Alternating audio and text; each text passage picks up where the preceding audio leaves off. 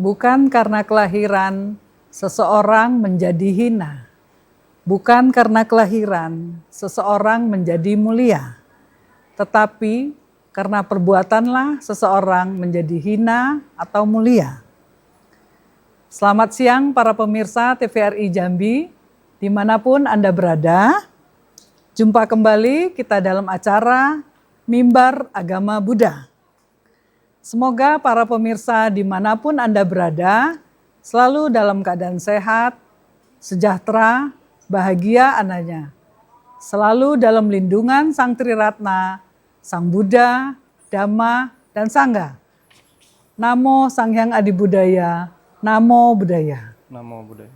Pada kesempatan hari ini, kita akan berbincang Romo tentang Pancasila dan Pancadhamma. Bersama narasumber kita yang luar biasa ini, Romo Aryadi, Sarjana Pendidikan Buddha. Nama budaya Romo? Namo Buddhaya. Apa kabar Romo? Baik, sehat. Sebagai umat Buddha, apakah ada aturan-aturan moral untuk menjalani kehidupan kita sehari-hari Romo? Ya tentu kita sebagai umat yang menganut agama atau keyakinan memiliki hal-hal yang harus dilakukan, juga hal-hal yang harus dihindari. Jadi di dalam agama Buddha, ya bagi umat Buddha sendiri memiliki aturan dasar selain menyatakan keyakinan pada Buddha, Dhamma, Sangha, ya tentu mereka juga harus melaksanakan yang namanya Pancasila Buddhis atau Pancasila. Pancasila ini artinya 5 aturan kemoralan. Jadi 5 aturan kemoralan inilah yang hendaknya dilaksanakan dalam kehidupan sehari-hari sebagai umat Buddha. Karena memang ada istilah di dalam agama Buddha itu mengenal upasaka, upasika. Jadi upasaka itu adalah umat laki-laki, upasika itu adalah umat perempuan. Nah, upasaka upasika ini artinya adalah seseorang yang dekat dengan Dhamma. Nah, bagaimana cara seseorang bisa dekat dengan Dhamma? Ya tentu dengan melaksanakan ajaran Sang Buddha, yaitu Pancasila Buddhis dalam kehidupan sehari-hari. Kalau begitu Romo, bisakah Romo menjelaskan lebih detail Pancasila Buddhis itu bagaimana Romo? Iya. Pancasila Buddhis ini ada 5 aturan, di mana memang ini adalah aturan dasar yang harus dilaksanakan oleh seseorang sebagai penganut ajaran Buddha. Dan sebenarnya aturan ini juga hal yang membuat seseorang itu disebut manusia yang seutuhnya manusia begitu. Kenapa begitu? Karena di dalam 5 aturan ini, Pancasila Buddhis ini yang pertama adalah tidak membunuh makhluk hidup. Kemudian melatih diri untuk menghindari tidak mencuri. Melatih diri menghindari perbuatan asusila atau berzina. Melatih diri menghindari perbuatan atau ucapan bohong. Dan yang kelima, melatih diri menghindari makanan atau minuman yang menyebabkan memabukkan atau mabuk.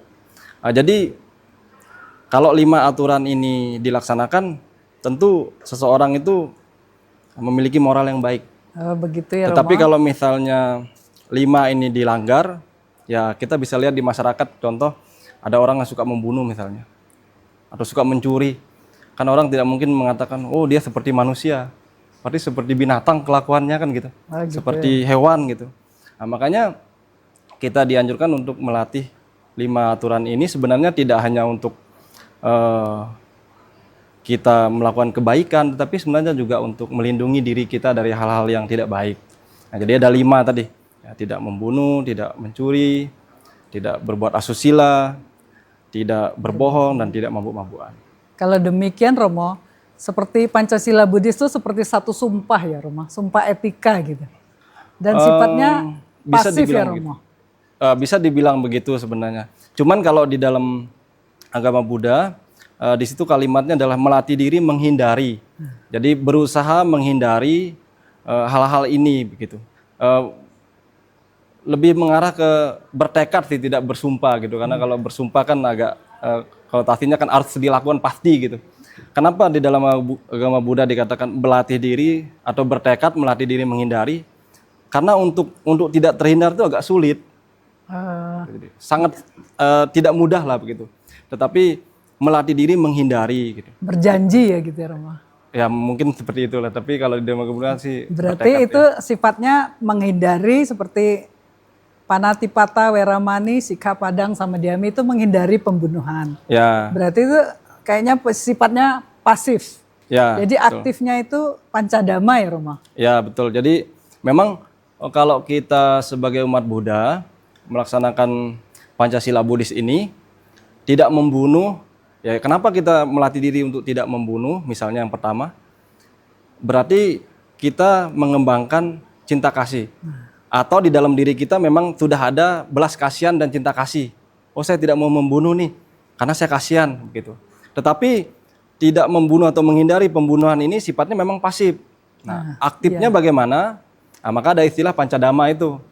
Jadi melatih diri menghindari pembunuhan makhluk hidup berarti secara aktifnya mengembangkan cinta kasih dan belas kasihan. Jadi kalau misalnya Pancasila itu kita menghindari, tetapi kalau aktifnya Pancadama ketika ada orang lain atau makhluk hidup yang membutuhkan pertolongan, ya kita bantu. Itu bentuk cinta kasih yang nampak, yang aktif kan begitu. Oh, berarti begitu ya Romo. Ya. Ini yang harus terus dikembangkan. Ya, sama juga dengan yang kedua misalnya.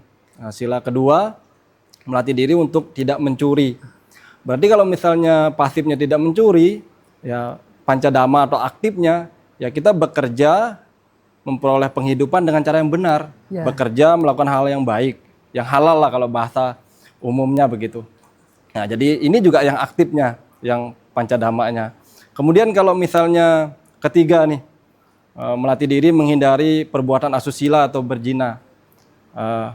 Apa aktif atau Pancadamanya? Yaitu mengembangkan perasaan puas. Puas dengan pasangannya ya? Ya, puas dengan pasangannya sendiri, puas dengan apa yang dimiliki begitu. Jadi kalau orang melaksanakan sila ketiga ini tentu perselingkuhan juga tidak akan terjadi sebenarnya. Iya. Karena Bagus, cukup Romo. dengan istrinya. Lalu pertanyaan muncul nih, bagaimana dengan yang belum menikah? Bagaimana yang jomblo? Apa pasif atau aktifnya melaksanakan sila ketiga nih?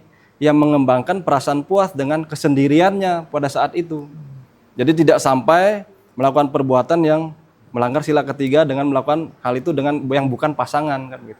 Puas dengan kesendiriannya, puas dengan kejombloannya kalau bahasa gaulnya kan begitu. Mungkin bisa juga dengan benda ya Romo. Oh, saya puas punya HP saya gitu. Ya itu kalau misalnya HP benda ya. teman enggak diambil gitu ya. Itu sila kedua jadinya. Gitu Terus kemudian kalau yang keempat saya lanjut dulu. Kalau yang keempat kan melatih diri menghindari ucapan tidak benar atau tidak berbohong. Ya. Berarti aktifnya adalah mengembangkan kejujuran. Jadi kalau kita berusaha menghindari untuk tidak berbohong, maka apa yang harus kita lakukan? Ya kita ucapkan kata-kata yang benar, kata-kata yang baik kan gitu. Jadi mengucapkan kalimat yang jujur. Jadi mengembangkan kejujuran. Kemudian yang terakhir yang kelima. Oke, pemirsa TVRI dimanapun Anda berada, kita break sejenak ya.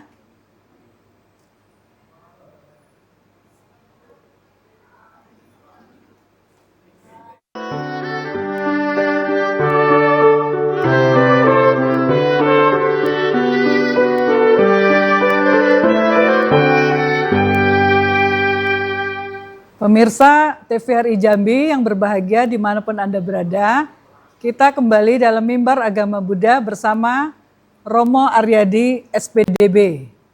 Romo, yang tadi yang kelima itu loh, main tentang Pancadama. Ya baik, jadi kalau sila yang kelima itu melatih diri menghindari makanan atau minuman yang menyebabkan lemahnya kesadaran. Berarti Pancadamanya adalah mengembangkan perhatian atau sati. Ya, jadi di satu sisi kita menghindari hal yang membuat kesadaran kita lemah, di satu sisi ya kita mengembangkan perhatian atau kesadaran kita. Ya salah satu caranya ya dengan meditasi seperti itu. Oh, meditasi ya, Romo. Ya, jadi itu yang Pancadama dan Pancasila Buddhis itu. Lalu begini Romo, dalam era zaman modern sekarang ini, apakah Pancasila dan Pancadama itu masih bisa kita terapkan dengan benar gitu Romo? Ya, sebenarnya sih aturan sebagai perumah tangga melaksanakan Pancasila Buddhis ini kan sudah lama sekali diajarkan Sang Buddha 2600 tahun yang lalu kan. Ya, Romo. Tetapi kalau kita melihat situasi kondisi kehidupan masyarakat sekarang bahkan masih sangat relevan melaksanakan Pancasila Buddhis dan Pancadhamma ini. Mengapa? Karena memang ketika kita mempraktikkan Pancasila Buddhis ini sebenarnya juga membuat perlindungan untuk diri kita agar terhindar dari hal-hal negatif kan gitu. Ya. Jadi bahkan di dalam kalau kita Parita Suci atau dalam kita saat puja bakti, di situ kan ada kalimat Silena Sugating Yanti, Silena Boga Sampada, Silena Nimbuting Yanti. Jadi dengan melaksanakan sila, seseorang bisa terkondisi lahir di alam bahagia atau alam surga. Jadi dengan melaksanakan sila atau Pancasila Buddhis ini juga seseorang bisa terkondisi memiliki kekayaan lahir dan batin. Jadi selain kekayaan batin juga kekayaan secara materi yang tentu dengan kekayaan materi yang baik gitu. Terus dengan melaksanakan sila ini juga seorang bisa mengurangi kekotoran batin di dalam dirinya kan gitu. Jadi apakah masih relevan? Ya masih akan terus relevan. Kenapa? Karena selama manusia masih memiliki kotoran batin, Pancasila Buddhis ini masih tetap relevan untuk mengurangi kotoran batin seseorang. Berarti sangat bagus diterapkan ya. Ya, itulah mengapa kita sebagai umat Buddha sebenarnya memang dianjurkan dan diharapkan memang sebenarnya melaksanakan ini dalam kehidupan sehari-hari begitu. Makanya seperti di awal saya katakan tadi bahwa kita sebagai umat Buddha selain mengatakan diri berlindung pada Buddha Dhamma Sangha, ya kita hendaknya ya melaksanakan Pancasila Buddhis ini dalam kehidupan sehari-hari. Untuk umat perumah tangga ya, Romo? Ya, perumah tangga. Itu diharuskan, diwajibkan, apa dianjurkan, Romo? Ya, kalau orang bijaksana sebenarnya tidak harus diwajibkan. Mereka akan tahu mana yang baik, mana yang tidak baik untuk dilakukan sebenarnya. Makanya di dalam agama Buddha tidak ada kata istilah wajib atau harus, tetapi di situ melatih diri menghindari. Nah, jadi apakah ada paksaan? Ya, orang bijaksana tidak harus dipaksa untuk mau melakukan hal baik sebenarnya. Tapi mungkin pada awalnya agak dipaksakan ya, Ma? Kalau peraturan biar orang agak disiplin gitu, Ma? Sebenarnya begini, kenapa umat Buddha dianjurkan untuk melaksanakan Pancasila Buddhis, Pancadhamma dalam kehidupan sehari-hari? Karena Pancasila Buddhis ini sangat erat hubungannya dengan hukum karma. Erat hubungannya dengan sebab akibat. Nah, seperti misalnya, ketika seseorang suka membunuh atau gemar membunuh, karena kegemarannya membunuh makhluk hidup, menyakiti makhluk hidup, bisa terkondisi lahir di alam menderita, alam neraka, alam peta, alam binatang atau alam asura gitu. Nah, kalaupun nanti dia lahir jadi manusia, seseorang yang gemar membunuh ini bisa memiliki umur pendek, berpenyakitan. Ya. Nah, ini yang perlu kita ketahui sehingga kenapa kita perlu melaksanakan Pancasila Buddhis ini? Karena akibatnya ini sangat berhubungan erat dengan hukum karma. Gitu. Berarti sangat bermanfaat mempraktekkan Pancasila Buddhis ya, Romo? Ya. Dan mengembangkan Pancadhamma. Ya, gitu. Karena memang Pancasila Buddhis ini kalau kita langgar, kalau kita tidak melaksanakannya, itu otomatis mendapatkan karma buruk lah, gitu. Ada akibatnya langsung, gitu. Ya seperti tadi membunuh, akibatnya itu mencuri misalnya. Mengakibatkan kita selain lahir di alam menderita, di masa akan datang kita akan lahir di keluarga atau orang yang tidak memiliki apa-apa atau miskin kan gitu. Oh gitu ya, Romo. Karena suka mencuri mengakibatkan barang orang hilang, kepemilikan orang jadinya tidak ada, ya mengakibatkan dirinya lahir di keluarga yang tidak punya apa-apa. Jadi kalau seandainya kita kok sering kehilangan, berarti itu ada sebabnya ya, Romo? Ya banyak sebab, tapi salah satunya ya akibatnya juga suka melanggar Pancasila Buddhis. Iya. Gitu. Nah, bahkan kalau kita berbicara tentang Pancasila Buddhis ini, Sang Buddha bahkan mengatakan bahwa untuk lahir jadi manusia yang sehat secara mental dan jasmani itu minimal memiliki sila yang baik. Pancasila Buddhis ini yang baik. Berarti Romo boleh untuk supaya pemirsa mengetahui melaksanakan Pancasila Buddhis ini bukan hanya untuk umat Buddha ya, tetapi seperti aturan etika hidup gitu ya? Iya, sebenarnya Pancasila Buddhis ini sebenarnya bisa dilakukan oleh siapapun karena sifatnya kan universal. Ya. Sifatnya kan universal. Seperti ya tadi contoh lah, saya ulang lagi contoh sila pertama, tidak membunuh makhluk hidup. Kan tidak ada orang di dunia yang mau dibunuh gitu. Iya. Ya, tentu kita harus menghindari Semua itu. orang Ya, ingin semua hidup orang ingin bahagia, ya. betul. Nah, begitu. Dan ini memang aturan yang universal sebenarnya. Tadi tidak harus dilaksanakan umat Buddha, bahkan semua orang pun bisa melaksanakan. Tetapi tentu kita sebagai umat Buddha, utamanya yang Sang Buddha sendiri mengajarkan hal ini ya kita ya hendaknya melaksanakan dengan baik. Gitu. Oh gitu ya Romo. Jadi bagaimana peran Pancasila Buddhis dalam membentuk karakter seorang Buddhis sejati gitu mah? Ya, seperti saya katakan di awal tadi, ya, ada istilah kita dalam agama Buddha kan upasaka upasika tadi. Ya. Ya, di mana artinya upasaka upasika ini artinya adalah seseorang yang dekat dengan Dhamma. Jadi kalau mereka dekat dengan Dhamma tentu mengetahui apa yang Sang Buddha ajarkan, mengetahui Dhamma itu sendiri. Selain mengetahui tentu juga mereka berusaha melaksanakan apa yang diajarkan oleh Sang Buddha.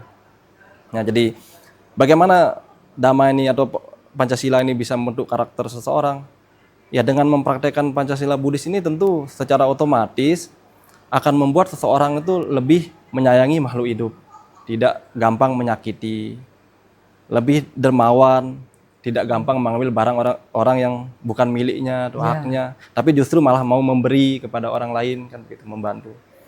Tidak berbuat asusila, lebih menghargai pasangannya dalam kehidupan sehari-hari. Berarti mengurangi perselingkuhan. Betul, ya, salah satunya karena sekarang banyak orang bercerai atau selingkuh. Berarti dengan melaksanakan Pancasila Buddhis dan Pancadhamma itu bisa menjaga kehidupan ini ya. Betul, betul. Jadi mengurangi permasalahan dalam rumah tangga juga sebenarnya. Ya. Berarti sangat baik untuk dijalankan para pemirsa yang menurut Wejangan Romo, Pancasila Buddhis dan Pancadhamma. Ya, karena memang ya sebenarnya ini adalah pelindung kita juga. Ya, jadi Pancasila Buddhis ini sebenarnya pelindung kita dalam kehidupan sehari-hari. Jadi kalau kita sering berlatih gitu ya Romo, otomatis ya, dia seperti ada apa? Ada kayak warning gitu ya. Oh kok kita mau ngambil punya orang kok tidak jadi. Oh saya kalau menghindari mencuri. Gitu ya betul. Jadi ya secara otomatis akan melindungi dirinya sendiri dengan melaksanakan itu begitu. Melindungi karena kan, diri sendiri, melindungi orang lain, betul. Melindungi dunia ini ya Romo. Ya, gitu. Jadi sangat besar manfaatnya sebenarnya melaksanakan Pancasila. Kita bisa lihat Bu Sriana bahwa banyak kejahatan yang terjadi di masyarakat itu sebenarnya juga karena ya ujung-ujungnya pasti ada pelanggaran dari aturan moral ini. Pembunuhan, perampokan, pencurian, korupsi termasuk. Korupsi ya Romo. Kalau kita cerita korupsi sedikit Romo, ini mungkin keluar topik sedikit. Sekarang korupsi itu semakin kok grafiknya semakin meninggi Romo. Ya. Berarti itu kurang apa ya Romo dalam Pancasila Buddhis? Sila keberapa Romo? Kurang praktek dalam sila kedua ini sebenarnya mengambil barang atau mengambil hak orang lain. Berarti apa keserakahan ya Romo? Ya, jadi sebenarnya dengan melaksanakan Pancasila Buddhis ini tadi juga akan mengurangi sebenarnya seperti loba dosa moha, ya, keserakahan, kebencian, kegelapan batin, delusi begitu. Jadi banyak sebenarnya manfaatnya. Jadi tidak hanya untuk diri sendiri, juga untuk melindungi orang lain dari hal-hal yang negatif yang memungkinkan bisa dilakukan oleh orang lain. Jadi hidup kita bisa lebih damai Romo. Betul. Kemana-mana kok orang tidak takut, oh dekat ini kok nanti barangku hilang gitu ya Romo. Ya. Dekat ini kok maaf bisa salah masuk ini gitu ya Romo. Betul, bisa begitu. Jadi sangat bermanfaat pemirsa melaksanakan Pancasila Buddhis dan mengembangkan Pancadhamma. Tapi dalam sekarang ini Romo, bagaimana implementasinya dari kecil itu diterapkan Romo? Ya. Apa di wihara-wihara ada kegiatan? Sebenarnya itu juga peran orang tua untuk membiasakan anaknya datang ke wihara, ikut baca parita, dan juga mengerti artinya dari apa yang dibaca itu, seperti Pancasila Buddhis begitu. Oke pemirsa, ini seru sekali pembicaraan kita. Kita break sejenak. Nanti pemirsa tetap stay di tempat ya. Kita break sejenak.